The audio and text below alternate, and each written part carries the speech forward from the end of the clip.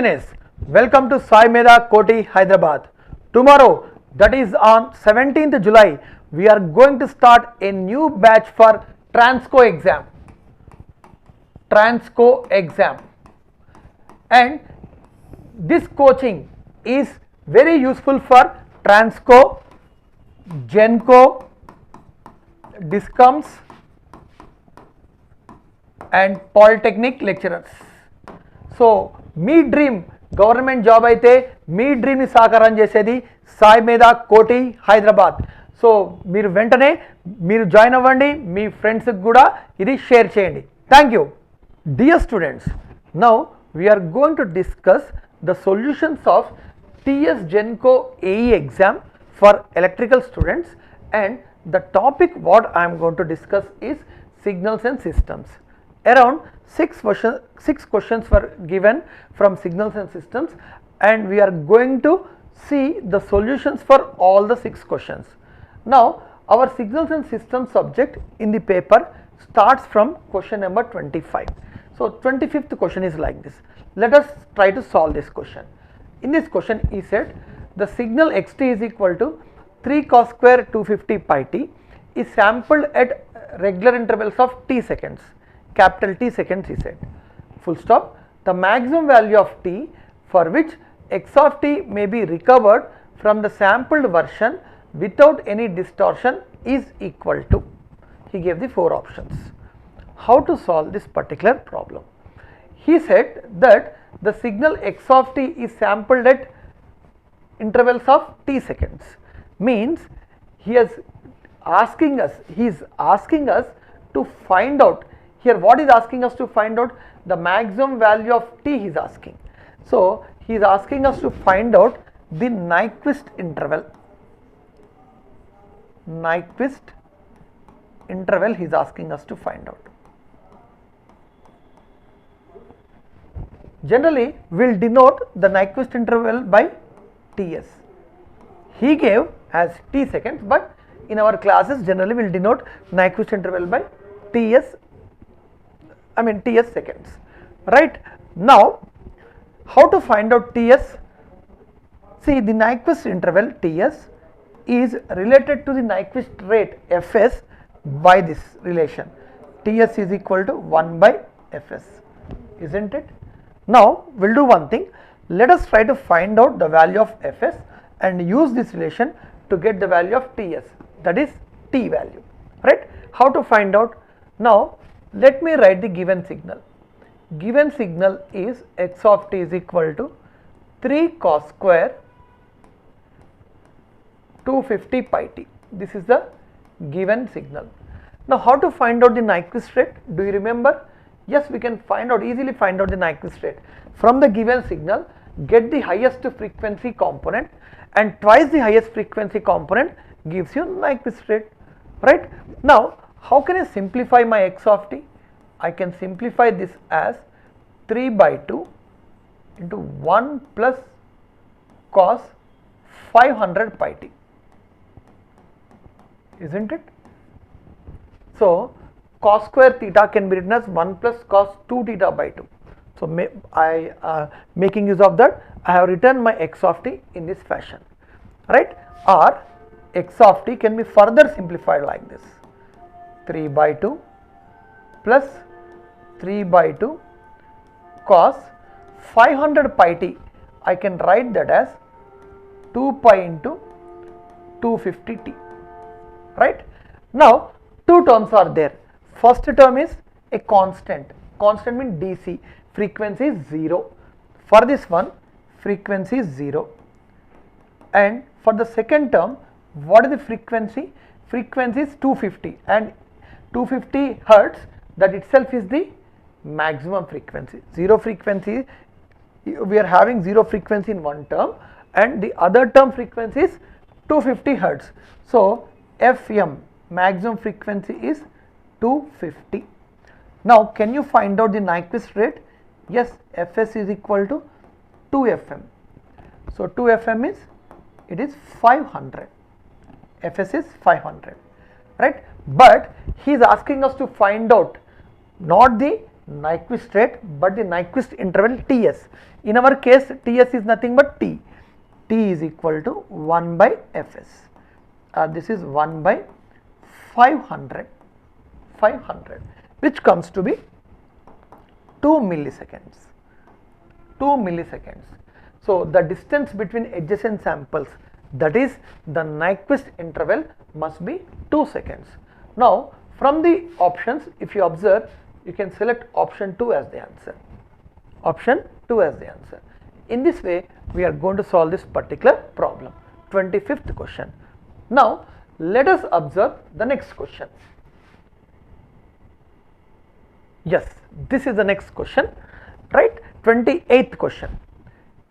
And in this question, he said impulse response of a discrete time system is h of n is equal to u of n minus 2. Okay. If the input signal to the system is x of n is equal to 2 power n u of minus n minus 1, where u of n is unit step signal, then the output is. So he has given 4 options. Now this is somewhat lengthier question, but we can answer very easily if you know the concept of convolution.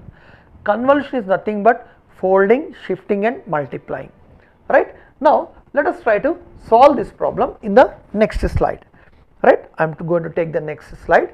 See, what are the inputs what is the input he gave? Input is 2 power n u of minus n minus 1. This is my input. X of n is equal to 2 power n u of minus n minus 1. And what is your impulse response?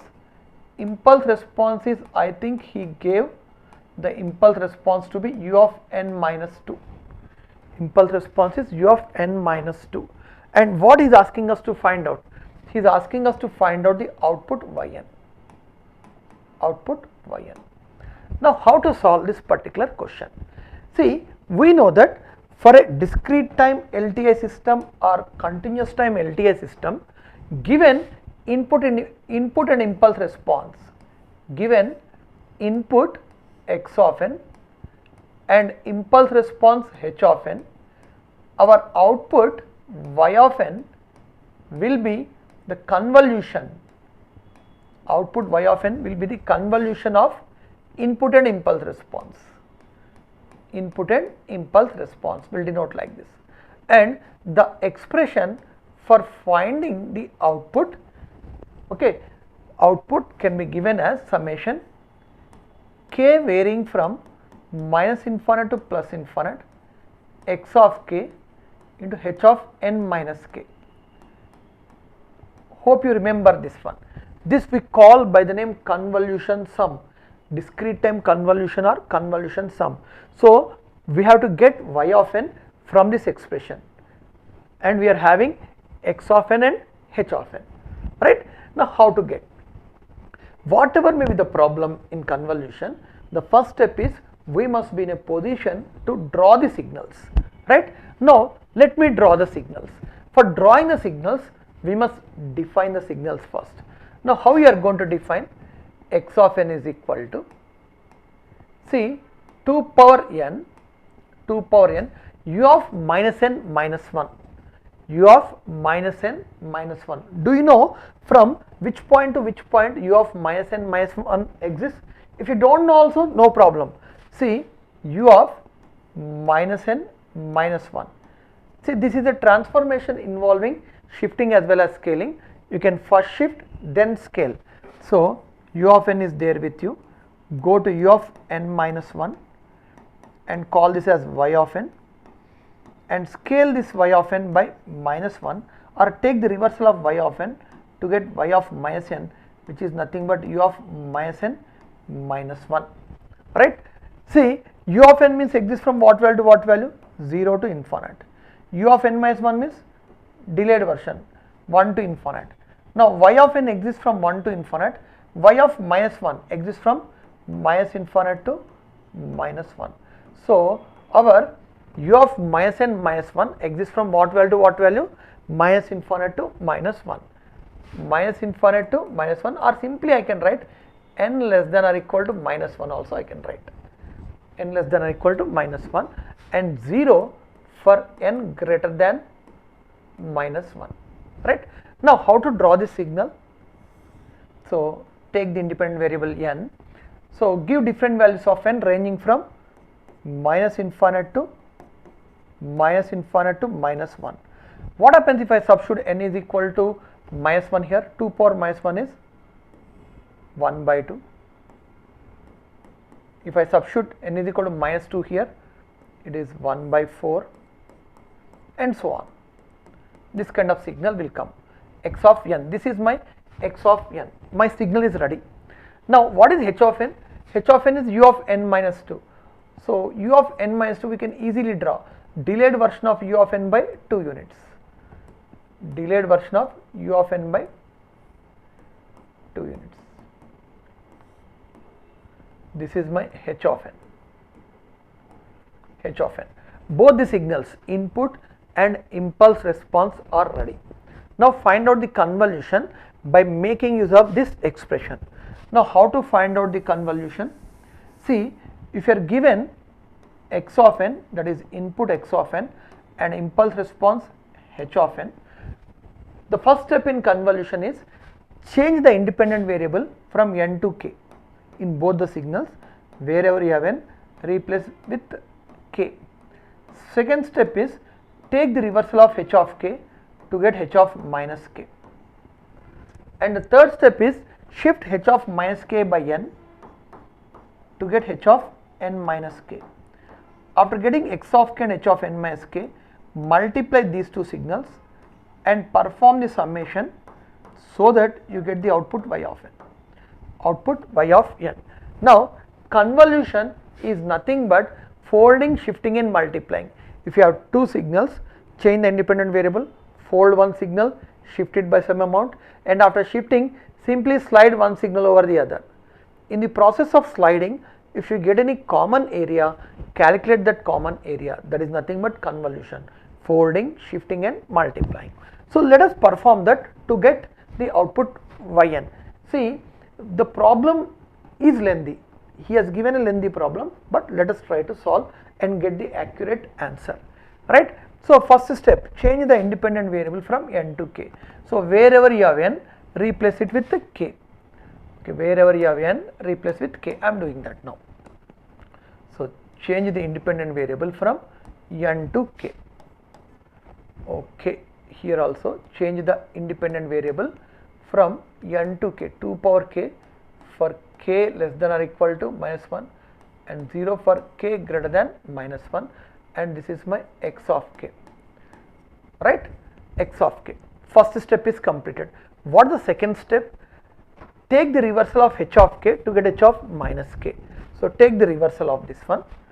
So what happens if I take the reversal? Reversal means mirror image along vertical axis or folding the signal along vertical axis. Convolution is commutative, so you can, whatever the operation you are performing for h of n, you can do the same for x of n also. Same answer will come. So h of minus k.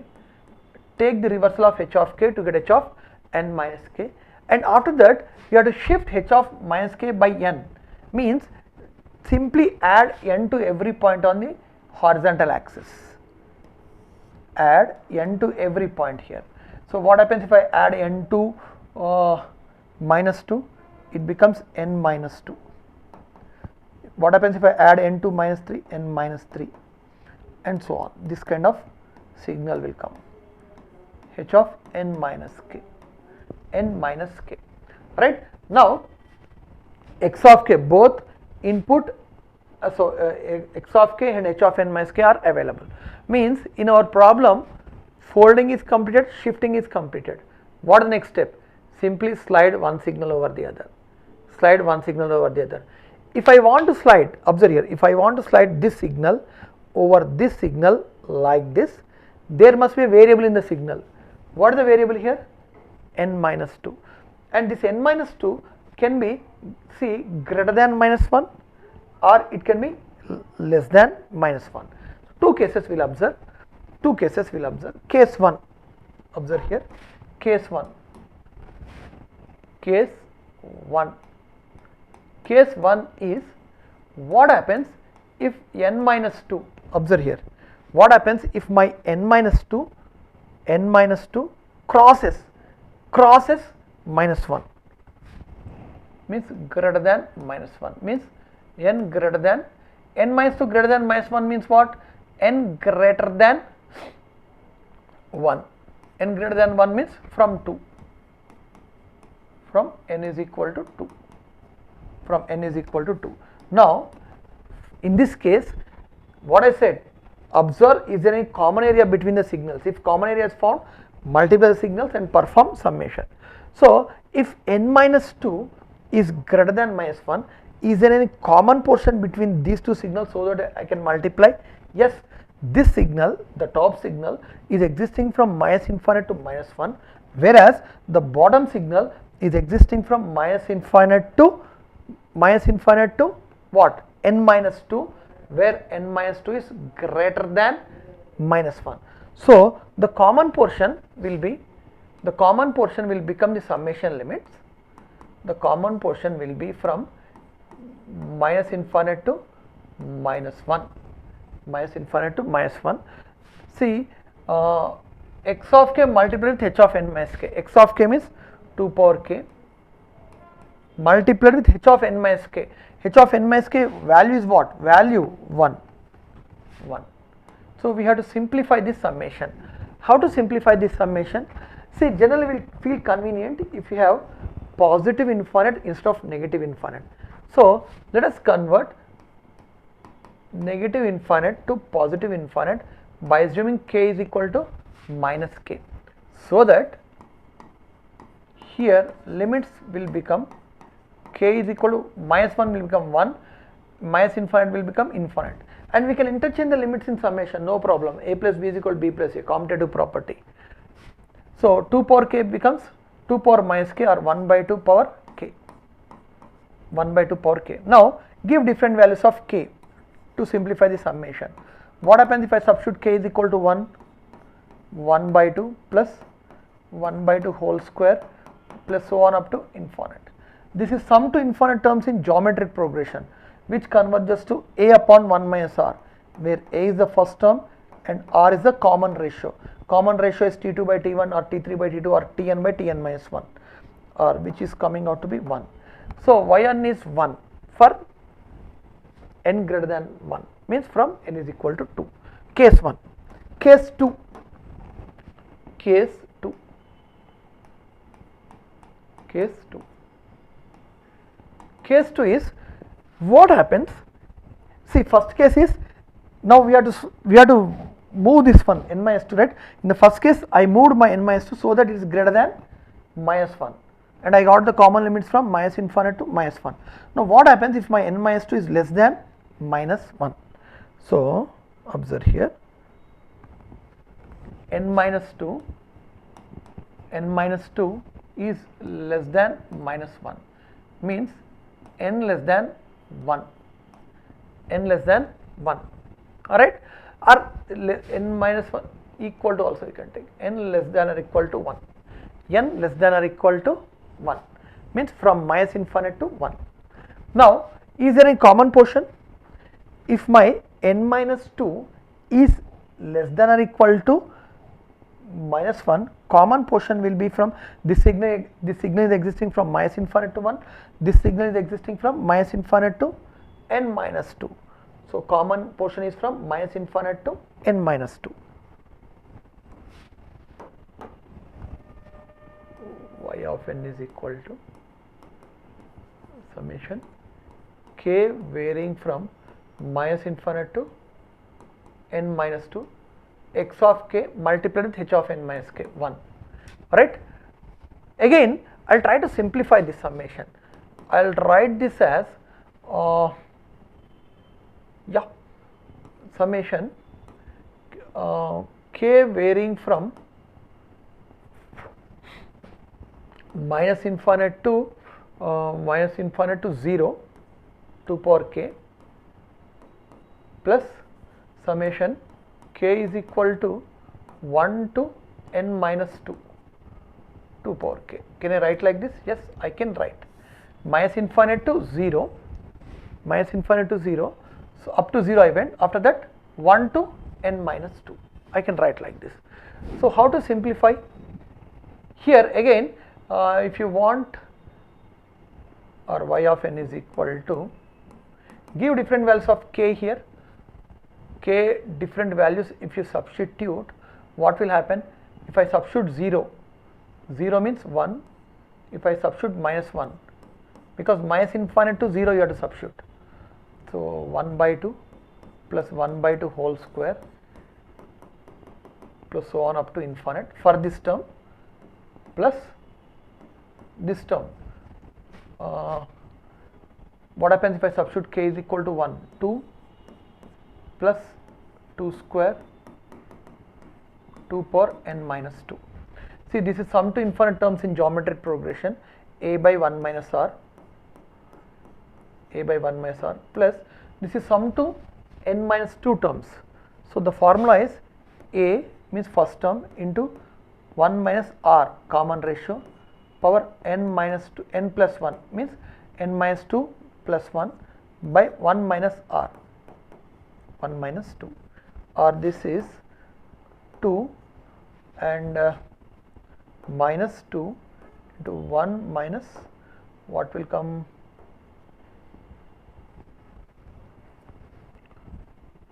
two power, this will be n minus 2 plus 1 means n minus 1 na? Yeah, or this is this 2 gets cancelled, 2 power n minus 1, 2 power n minus 1, right? Now this is the output. Now for the first case I got this one, for the second case I got this one. Now can you put this output in a single expression? Yes, I can do that. How? Y of n is equal to, what is the first output I got? It is 1 from n is equal to 2. 1 from n is equal to 2 means u of n minus 2, and it is 2 power n minus 1, 2 power n minus 1 from what point to what point? From minus infinite to 1. N less than or equal to 1 means from minus infinite to 1 means u of minus n plus 1. Some patience is required to solve this problem. Now let us see whether we have this answer in our options or not. Where are the options? Right. So 2 power n minus 1, I think this one, 2 power n minus 1 u of minus n plus 1 plus u of n minus 2. Option 2 becomes the answer. Let me verify one more time. Yes, absolutely, absolutely. Option 2 becomes the answer. Option 2 becomes the answer, and this is somewhat lengthy question, and you have to solve in this fashion. Okay, so you go through the video once or twice to get confidence on this question. Now let us look at the next question. Yeah. 29th question, and in this question he said the value of integral minus 5 to 5 t cube plus 60 square plus 2t plus sin pi t multiplied with del double dot means second time derivative of t minus 2 dt is, where del of t is unit impulse function, right? Unit impulse function, he said. How to solve this question? See, for solving this question, you must know one property of impulse signal, which can be given like this: minus infinite to plus infinite x of t into del power n. See, here two dots are given means double time derivative, but I am taking n. Del power n means nth time derivative. Del power n of t minus t naught dt is equal to minus 1 whole power n into d power n by dt power n of x of t at t is equal to t naught. T is equal to t naught. Right? Here instead of writing here del, here in the del double dot he said means second time derivative. Right? So, and this will happen, this will be true provided if this t naught lies between the integration limits. Here what is the t naught value? 2. Does it lie between the integration limits? Yes. So in our particular case, Uh, how to solve the question? Here del double dot means del square, you can assume del square. So it is minus 1 whole square into d square by dt square of x of t. In the place of x of t, I have this term. So t cube plus 60 square plus 2t plus sine pi t. And this I have to evaluate at what? T is equal to this shift 2. So anyway, minus 1 whole square is 1, or this is d by dt of, if I differentiate once, it is 3t square plus 12t plus 2 plus pi cos pi t. Now again, if I differentiate, it is 60 plus 12, differentiation of constant is 0, minus pi square sine pi t. This you have to evaluate at t is equal to 2. Now what happens if I substitute t is equal to 2 sine 2 pi is 0, this will vanish. So 6 2s are 12, this is 12 plus 12, which comes to be 24. So what is the answer? 24. Yes, option 3 is the answer. Option 3 is the answer. And you have to remember this identity, right? Hope you understood this question. Now let us look at the next question. Yeah.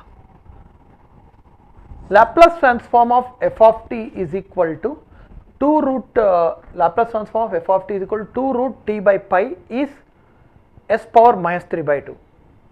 The Laplace transform of g of t is equal to under root 1 by pi t is. Okay, how to solve this question? See, he said that 2 root 2 by pi forms a Laplace transform pair with s power minus 3 by 2. Then he is asking us to find out under root 1 by pi t forms a Laplace transform pair with what? This is the question. And he named this as f of t, and he named this as g of t. Now we must find out what is the relationship between f of t and g of t, right? Now what happens if I differentiate f of t? So d by dt of f of t, if I try to calculate d by dt of f of t, so 2 is a constant, so root x 1 by 2 root x, 1 by 2 root pi into differentiation of t by pi is nothing but 1 by pi, right? 1 by pi. Here 2 gets cancelled, 2 gets cancelled, or this is nothing but root pi by pi root t, or I can write this as 1 by root pi t, which is nothing but my g of t. Wow, I got the relationship between f of t and g of t is that if I differentiate f of t, yes, I'll get g of t. Now let us recollect the differentiation in time property of Laplace transform, which says that if the signal x of t forms a Laplace transform pair with x of s, then d by dt of x of t forms a Laplace transform pair with s times x of s. Now f of t forms a Laplace transform pair with s power minus 3 by 2. Then g of t, which is nothing but d by dt of f of t, forms a Laplace transform pair with what? S into f of s. This is s multiplied with s power minus 3 by 2, or this is s power, I think minus 1 by 2, right? Minus 1 by 2. Do we have that in the options? Yes. Option 3 becomes the answer. Option 3 becomes the answer. In this way, we are going to solve this particular problem. Now, let us look at the next question. Yeah. Yes. This is from Z transform, 31st question, and he said the inverse Z transform of y of z is equal to 5 by 1 minus 0.2 Z inverse. Okay, 5 by 1 minus 0.2 Z inverse, but here I assume that there is some missing data in the question, because whenever they ask you to find out the inverse Z transform, they must specify the ROC. So if ROC is not specified, yes, by default we must consider the signal to be a causal signal. Causal signal means which exists for n greater than 0, right? N greater than or equal to 0. Okay, fine. Now, for this problem to be solved, you must remember one important identity, that is standard Z transform pair, a power n u of n.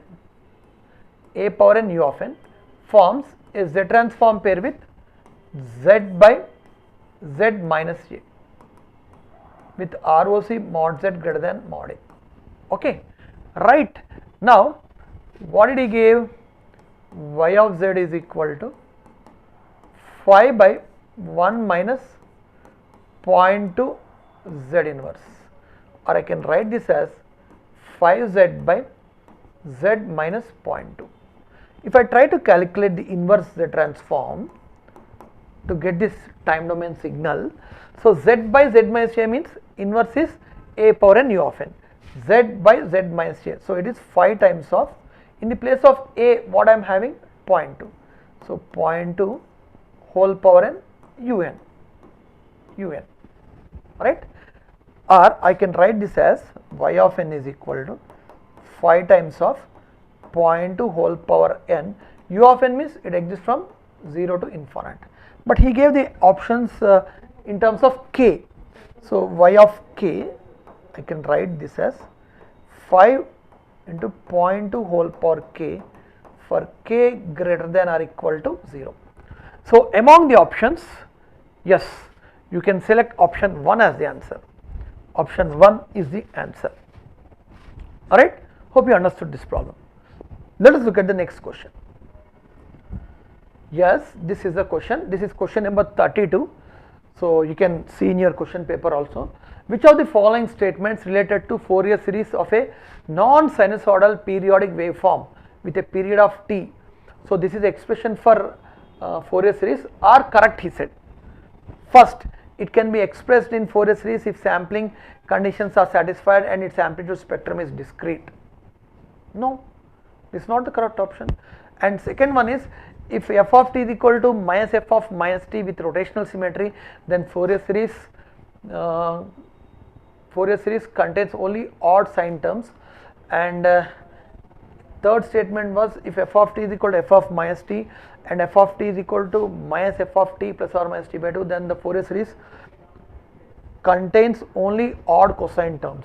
Okay.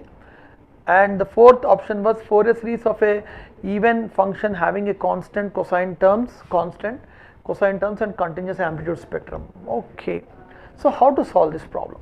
Yeah. For this one, look here. Fourier series.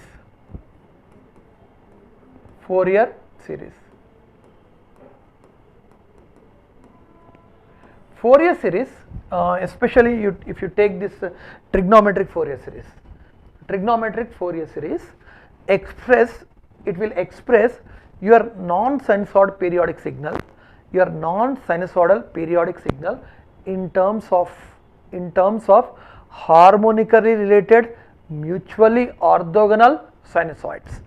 Trigonometric Fourier series expresses your non-sinusoidal periodic signal in terms of harmonically related mutually orthogonal sinusoids, right? And this is the expression.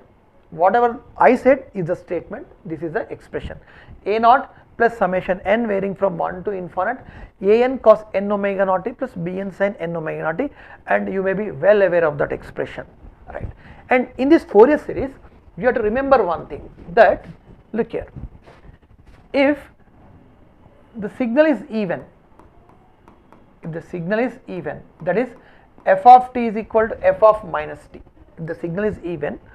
So here if you observe, this a naught, a n, b n are called Fourier series coefficients.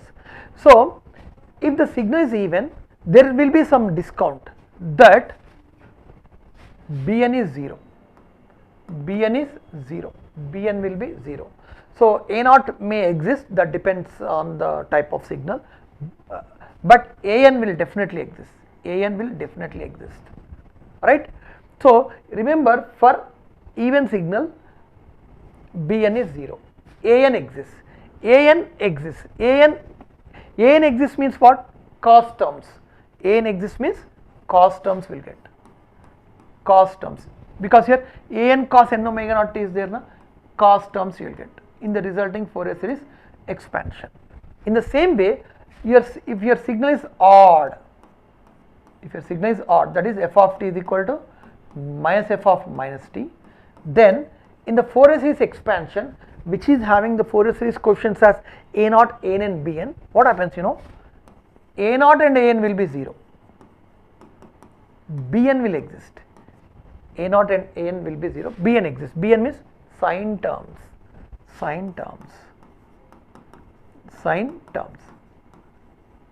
right. After, I think you might be knowing this one, right. And after this, there is one kind of symmetry called half wave symmetry. See, if our periodic signal satisfies this property, f of t is equal to minus f of t plus or minus t by 2. If our signal f of t satisfies this particular condition, then that signal is said to be what? Half wave symmetric. It is also called rotational symmetry. Half wave symmetry, right. Remember, if the signal is half wave symmetric, Fourier series coefficients exist only for odd harmonics. Remember, if the signal is half wave symmetric, Fourier series coefficients exist only for odd harmonics, means in the resulting Fourier series expansion will have omega naught, 3 omega naught, 5 omega naught kind of things. Harmonics means what? Multiples of fundamental, right, n omega naught, where n is odd, that is omega naught, 3 omega naught, 5 omega naught kind of things.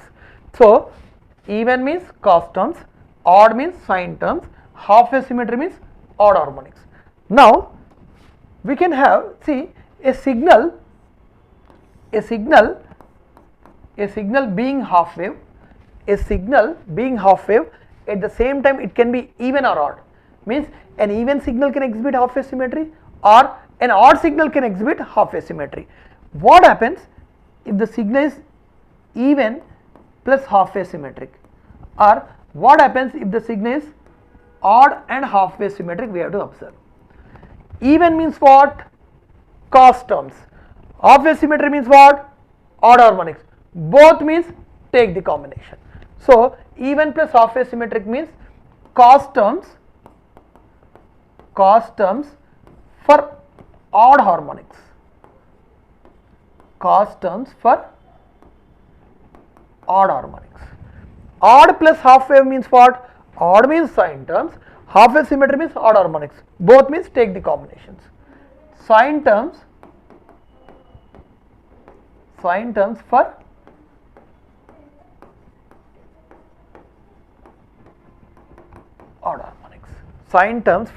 odd harmonics.